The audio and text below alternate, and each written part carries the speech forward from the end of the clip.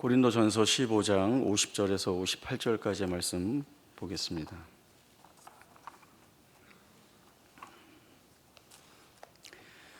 고린도전서 15장 50절에서 58절까지의 말씀 제가 읽겠습니다. 형제들아, 내가 이것을 말하노니 혈과 육은 하나님 나라를 이어받을 수 없고 또한 썩는 것은 썩지 아니하는 것을 유업으로 받지 못하느니라. 보라, 내가 너희에게 비밀을 말하노니 우리가 다 잠잘 것이 아니요 마지막 나팔의 순식간에 호련히 다 변화되리니 나팔 소리가 나매 죽은 자들이 썩지 아니할 것으로 다시 살아나고 우리도 변화되리라.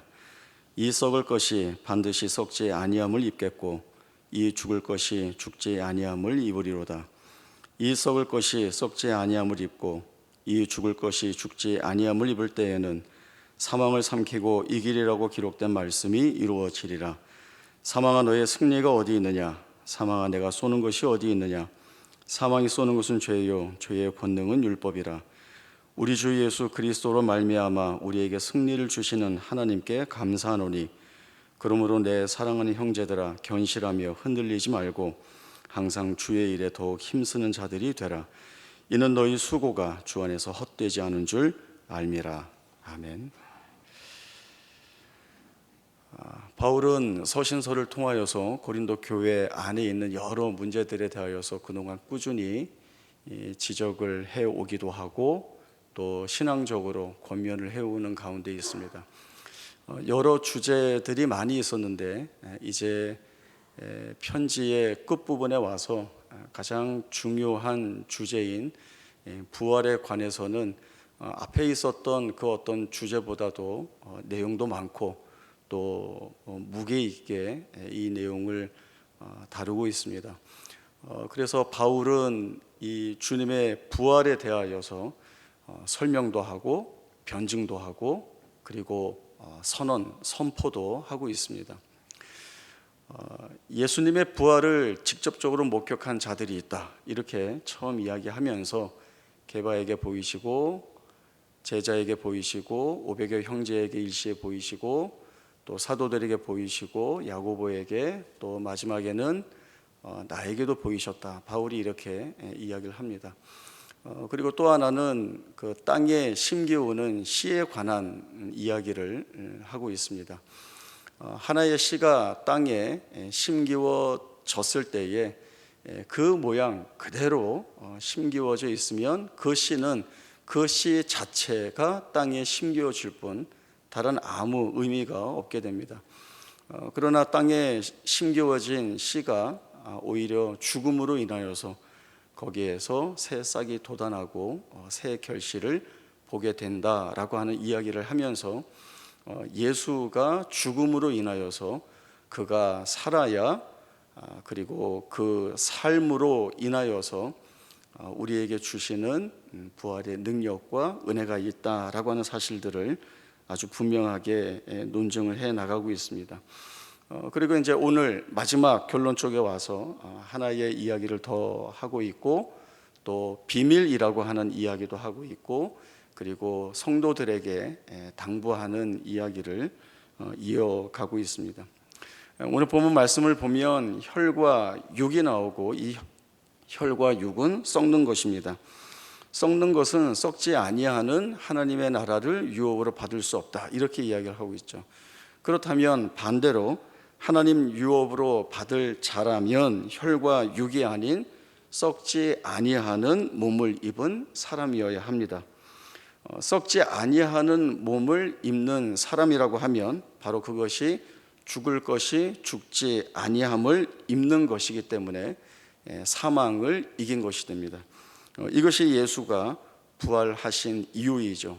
사망을 이기게 하는 것입니다. 또 바울은 비밀을 이야기하고 있는데 이 비밀은 주님이 오시는 날에 나팔 소리가 불릴 때에 이미 죽음 가운데 거하고 있는 성도들과 혹은 그때에 살아있는 성도들이 순식간에 호련히 다 변화될 것이다 라고 이야기를 합니다.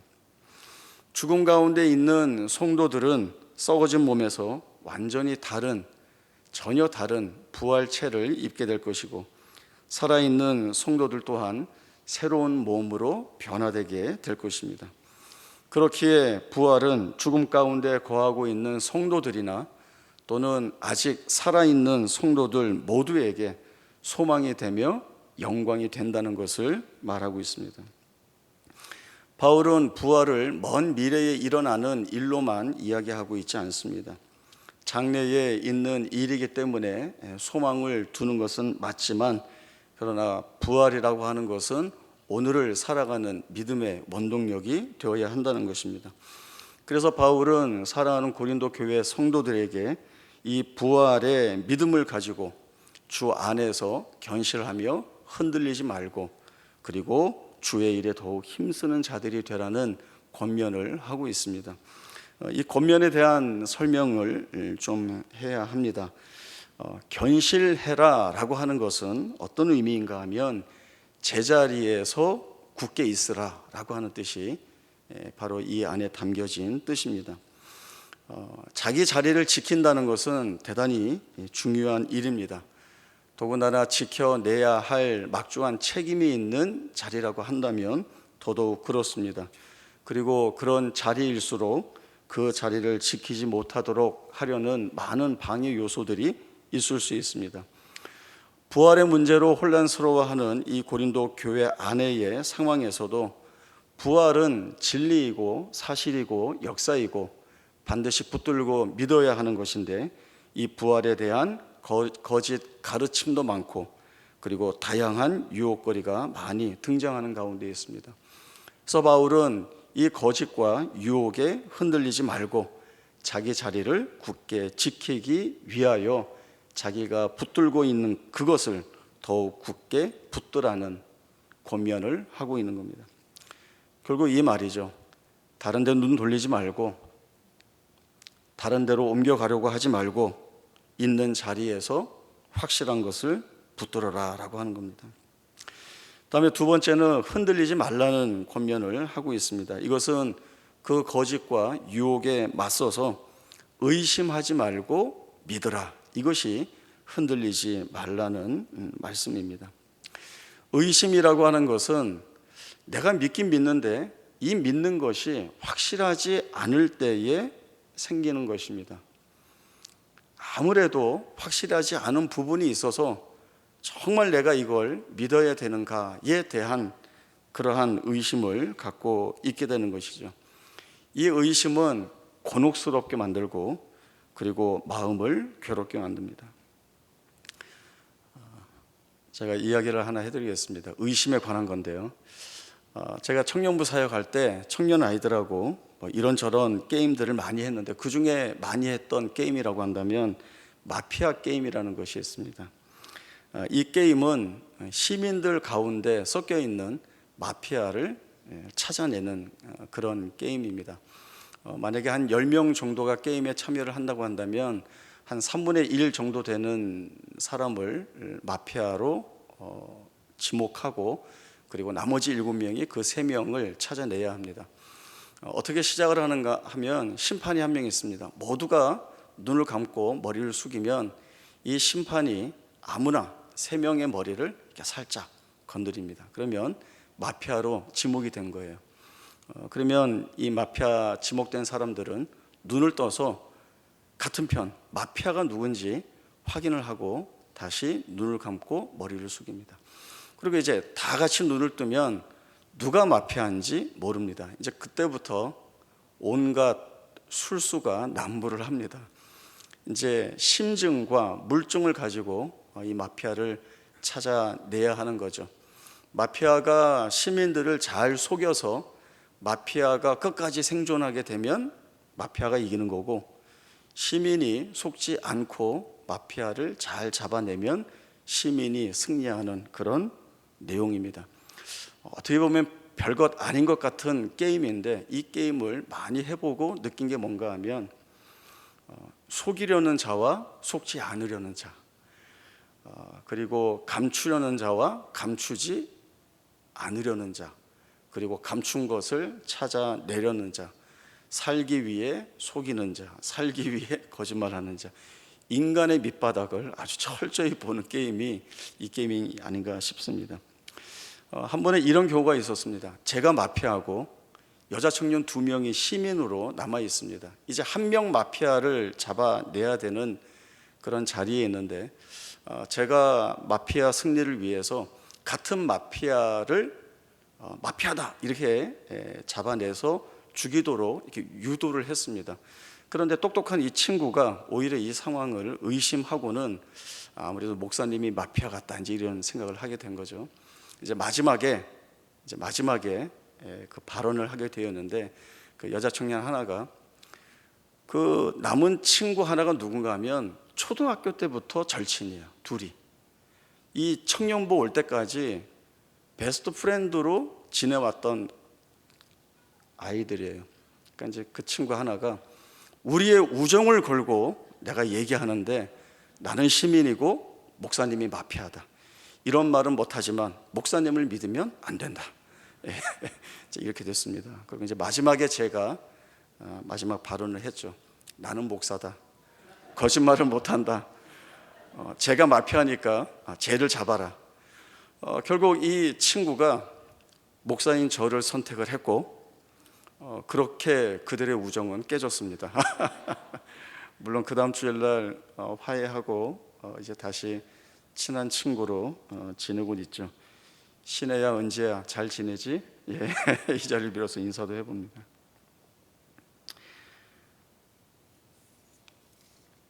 흔들리지 않으려면 두 가지 조건이 충족이 되어야 됩니다. 믿는 것이 있어야 합니다. 아주 확실하게 내가 믿는 것이 있어야 합니다.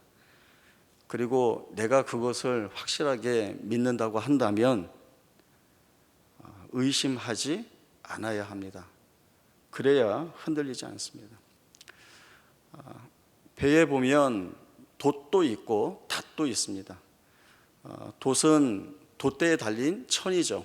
바람이 불어서 배가 앞으로 나아갈 수 있도록 그 방향을 만들어낼 수 있도록 하는 겁니다. 닷은 배를 고정시킬 수 있는 기구입니다. 이 닻을 내리게 되면 바닥에 있는 어떤 바위나 어떤 고정된 것에 걸리게 되고 그때부터는 이 배는 움직이지 않게 됩니다. 닷을 들어 올리기 전에는 절대 움직이지 않죠. 아무리 파도가 많이 쳐도 배 위로 파도는 쳐오르지만 그러나 그 배는 아무리 크게 흔들리지만 그 자리를 벗어나지 않습니다. 위아래로 옆으로는 흔들리지만 그 자리에 버팁니다. 그리고 닻이 단단하게 고정이 되어 있다고 한다면 선장이나 선원들이나 그 배에 타고 있는 사람들은 이 배는 표류하지 않는다. 아무리 흔들려도 이 자리를 지키고 있을 수 있다라고 하는 생각을 해야 안심이 되지. 아무리 비바람이 치고 파도가 높아도 안심이 되지 표류할까 봐 두려워하지는 않습니다. 여러분들 가보지 않은 길을 갈 때에는 이 길이 맞는가라고 하는 생각을 분명히 하게 됩니다. 그러나 가본 길, 더군다나 내가 집으로 가는 길이라고 한다면 이 길만큼은 의심하지 않고 그 길을 걸어갈 수 있습니다. 여러분 중에 집에 가면서 이렇게 가는 게 맞는가? 라는 생각이 든다면 큰일 난 겁니다. 그러면 안 됩니다. 아무 의심 없이 집을 향해 나아가야 되는 것이죠. 고린도 교회는 이 부활 문제로 아주 혼란스럽습니다. 그렇다고 이 문제를 해결한다고 시선을 다른 데로 돌려서 이 상황을 모면하려 하거나 아니면 다른 주제를 부각시켜서 이 부활에 대한 더 깊은 생각을 못하게 만드는 것은 해결책이 아닙니다. 이럴 때일수록 부활을 더욱더 바르게 잘 가르쳐야 합니다. 바울이 그렇게 했습니다. 이 부활에 대하여 있는 사실 그대로, 있는 역사 그대로 가르쳐서 이 고린도 교회 성도들이 흔들리지 않도록 만든 겁니다. 마지막으로 세 번째 했던 말은 주의 일에 더욱 힘쓰라고 하는 권면을 했습니다. 주의 일에 더욱 힘써라, 열심히 해라, 잘해라 이런 뜻이 아니라 능숙해져라 라고 하는 뜻입니다. 능숙해져라 라고 하는 것은 기능적으로 익숙해지라는 말이 아니라 온전히 온 힘을 다하여 헌신해라, 이것이 능숙해지라는 뜻입니다. 견실하며 흔들리지 말고 주의 일에 더욱 힘쓰는 자들이 되라. 그리고 이 말에 이어서 바울은 이 수고가 주 안에서 헛되지 않다라고 하는 이야기를 하고 있습니다. 바울은 앞에서도 이야기했던 것처럼 만약에 부활이 없다면, 만일 그리스도 안에서 우리가 바라는 것이 다만 이 세상의 삶뿐이면 우리는 제일 불쌍한 자다라고 하는 이야기를 했습니다. 왜냐하면 헛된 수고를 함으로 괴롭고 고통스러운 일들을 많이 겪었기 때문입니다. 그 모든 일들이 헛것이 되고 말 것이기 때문에 그렇습니다. 여러분, 만약 겨울이라고 생각을 하고 밤새 눈이 내리고 아침에 출근하기 위해 나갔더니 차 위에 눈이 가득 쌓여 있는 거예요. 이제 그 상태로는 차를 타고 나갈 수가 없죠. 그래서 손도 시리고 추운데 빗자루 하나 가져다가 내 차 위에 쌓인 눈을 다 털어냅니다.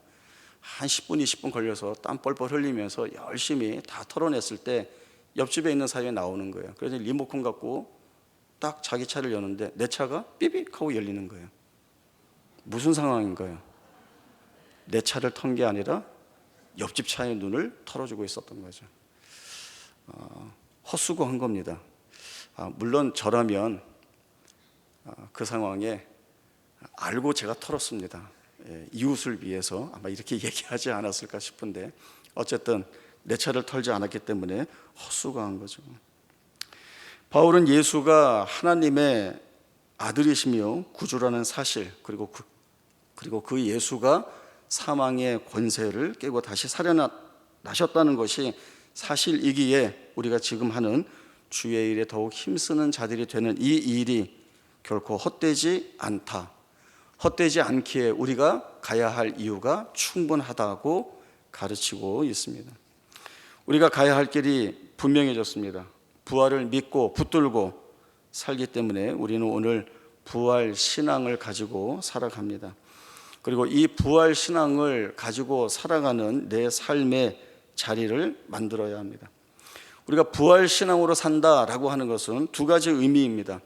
우리는 이제 더 이상 세상에 매이지 않는다는 것과 세상이 우리를 이기지 못하는 자리에서 우리가 살아가고 있다라고 하는 것이 정해져 있는 것입니다. 그렇기 때문에 우리는 이 세상에 지지 않고 세상을 이길 수가 있는 것입니다. 세상은 여전히 변함없이 너희가 세상 앞에 굴복하지 않으면 너희는 망하게 되고 말 것이라고 위협합니다. 때로는 세상의 것으로 너희 편안하게 살게 해주겠다고 달콤한 말로 회유하기도 합니다. 때로는 거짓으로 우리로 하여금 믿음을 의심하게 만듭니다. 세상이 가지고 있는 힘은 커 보입니다. 사탄이 예수님을 찾아와 시험했던 떡과 명성과 그리고 영화는 결국 생명과 명예와 영광에 관한 것입니다. 사람들이 모두 흠모할 만한 것이고 사람들이 사랑할 만한 것들입니다. 그러나 이 떡이 하나님의 입에서 나오는 말씀보다 더 귀할 수 없고 명성을 얻기 위하여 하나님을 시험할 수 없습니다. 그리고 천하만국의 영광이라도 하나님을 경배하는 영광을 비교할 수 없습니다. 우리에게 예수님은 세상에서는 너희가 환난을 당하나 담대하라, 내가 세상을 이겨온노라. 결국 이 말은 너희도 세상을 이겼다라고 하는 주님의 선언입니다. 여러분 한번 생각 잘 해보십시오. 우리는 살아가면서 늘 여전히 고통스러운 질문 앞에 설 때가 많이 있습니다. 내가 가고 있는 이 길이 옳은지, 말씀을 따라 가는데 손해보는 것은 없는지, 다들 그렇게 사는데 나만 미련하게 굴고 있는 것은 아닌지, 이러다 다 잃어버리는 것은 아닌지, 이것이 수치가 되지 않을까, 이러다 절망으로 끝나면 어떡하나라고 하는 이런 질문들이 사실 우리에게 시시각각으로 여러 모양으로 여러 이유로 우리를 엄습합니다. 그러나 그때마다 우리는 이 말씀을 붙들어야겠습니다. 너희 수고가 주 안에서 헛되지 않다. 내가 세상을 이겼고 너희도 이 세상을 이길 것이다. 그러니 두려워하지 말고 담대하라. 부활신앙은 주 안에서 헛되지 않은 길을 가게 하는 힘입니다. 그리고 이 부활신앙은 우리로 하여금 잘 견디게 하고, 그리고 그 자리에 부어주시는 은혜를 쫓아 살아갈 수 있도록 우리를 이끕니다. 이 길을 가는 것은 우리의 힘으로 가는 것이 아니라 이 길에서 이미 승리하신 주께서 그 취하여 얻으신 승리를 우리에게 부어 우리도 지지 않고 이 길을 가게 하시는 것 때문에 우리는 이 길을 갈 수 있습니다. 그럼에도 시험은 여전히 우리 가운데 있을 것입니다. 그리고 우리가 진정으로 이 길을 잘 가고 있다라고 하는 것은 우리가 이 길을 걸어가면서, 그리고 최후의 확인은 마지막에 주님 앞에 섰을 때에 주님이 우리에게 주시는 상급으로 확인할 수 있게 됩니다. 그때까지 지지 않고 묵묵히 잘 버티고, 때로는 미련하게 보이는 것 같지만, 때로는 욕심 없어 보이는 것 같지만, 때로는 실력이나 능력이 없어 보이는 것 같지만, 그러나 틀리지 않는 길을 가고 있다라고 하는 이 사실이 주님 앞에 우리가 꺼내어 놓을 나의 열심, 나의 헌신이라는 생각을 가지시고 지지 말고 담대히 이 길에서 싸워 승리하는 기쁨과 은혜가 있기를 간절히 바랍니다. 기도하겠습니다. 하나님 아버지, 은혜를 감사합니다. 우리의 살아가는 날들 너무나도 고통스럽고 어렵습니다. 그러나 이 길에서 승리하신 주께서 우리에게 부어주신 은혜가 크기에 이 길을 감사하며, 그리고 의심하지 않고 두려워하지 않고 걸어 나가기로 마음을 먹었습니다. 걸어가는 우리의 발걸음에 주께서 은혜의 은혜를 부어주셔서 두렵더라도 무서워하지 않고 주를 붙들고 한 걸음 내딛게 하시고, 때로 의심의 폭풍 한가운데 서 있을지라도 폭풍 위를 걸어 우리를 찾아오신 주님을 만나 그 주님으로 인하여 참된 믿음의 고백을 가지고 승리하는 우리 모두가 되게 하여 주옵소서. 예수 믿고 사는 복과 기쁨이 무엇인지를 우리의 삶으로 증언하게 하셔서 주님 앞에 서는 그날 하나님께서 우리에게 부어주시는 놀라운 은혜의 상급으로 그 영광 앞에 나아가는 복을 누리게 하옵소서. 거룩하신 예수님의 이름으로 기도하옵나이다. 아멘.